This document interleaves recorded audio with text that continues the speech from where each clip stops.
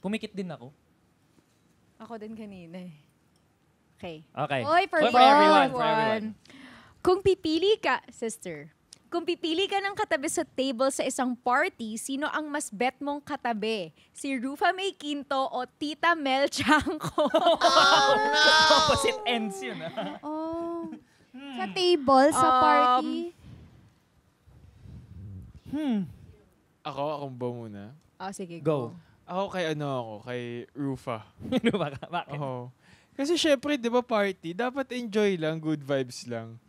So, di good vibes si Miss Mel Chanco. Grabe. Hindi, ang sinasabi ko is Haligi yan par ng GMA. Miss Mel Chanco. Nanonood si Miss Mel Chanco ngayon sa wait, Triggered. Napaka-importante wait lang, kasi ng wait, podcast na to wait, talaga Let me explain. Okay. Ang gusto ko na sabihin is, siguro, masasabi ko na mas same humor kami ni Rufa May.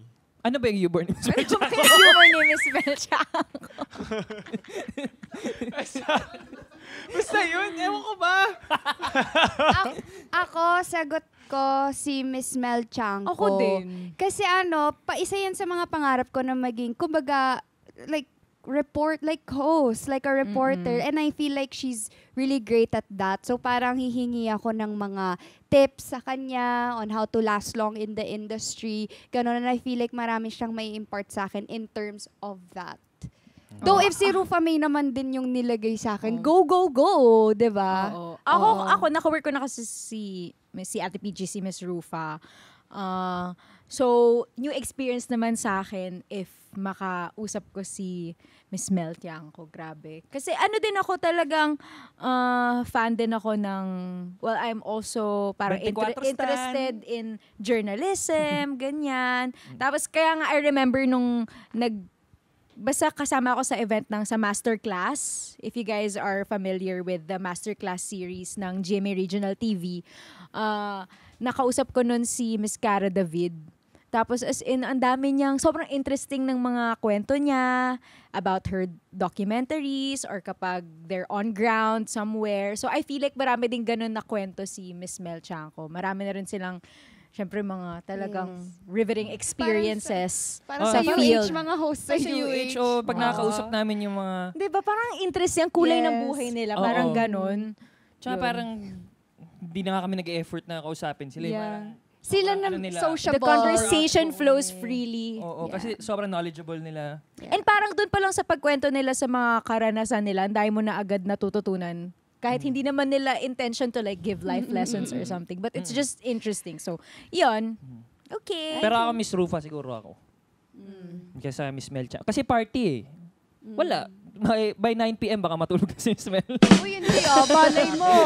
Hindi ka sure. Miss Mel, I think kailangan nyo po mag-guest po dito sa Triggered. Miss Mel. Upang mapabulaanan po yung mga pinagsasabi po nitong dalawa. Masaya Patunayan kausap, pero natin. feeling ko, mapapagod na si Miss Mel after. Excuse me, it's a brunch party. Ay, so, sorry. wag kang Sorry.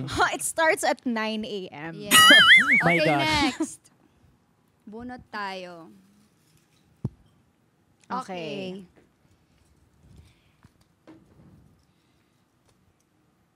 Okay.